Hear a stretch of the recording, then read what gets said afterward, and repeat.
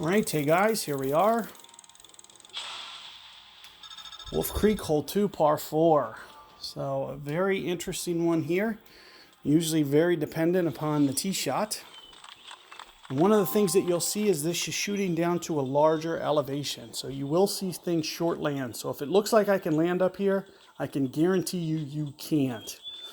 So with that in mind, and since the wind is pointed that way, and into the head, I am going to go with a cruiser. Try to resist this down, and I'm going to try to play to where I'm landing over to the right. I want to make sure that it lands to the right. And it looks like I might have got a replay here because you can see they can drive the ball unnaturally long.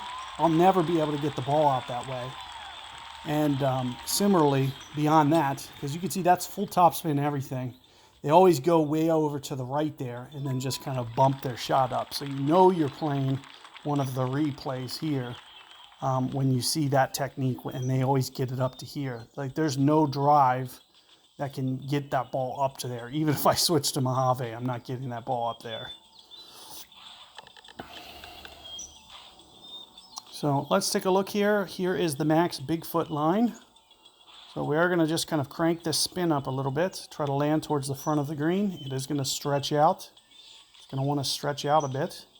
So playing it right around here, and 3.5 to 4 rings. So we're just going to pull straight down to right around, like I said, 3.75 rings or so for a wind like this. And just make sure that you're keeping that ball guide short. Like I said, it is going to want to stretch out on you.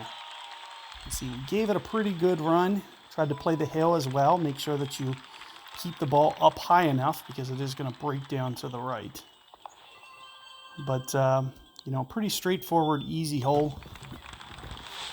You should be able to really cover any wind and be able to get this to the green. You may just get, imagine that was more into the headwind on that first one. You could see I was right towards the max of Bigfoot. So that's one of the main reasons going with cruiser, just to make sure, the cruiser ball, just to be on the safe side. You never know what that second wind's going to be. And here you can see not a lot of pretty small wind. Now you always want to play the wind effect here. So you can see how I have the ball guide kind of towards the hole. We're going to use this extra spin and just kind of jerk it to the right. So this is what I'm going to do here.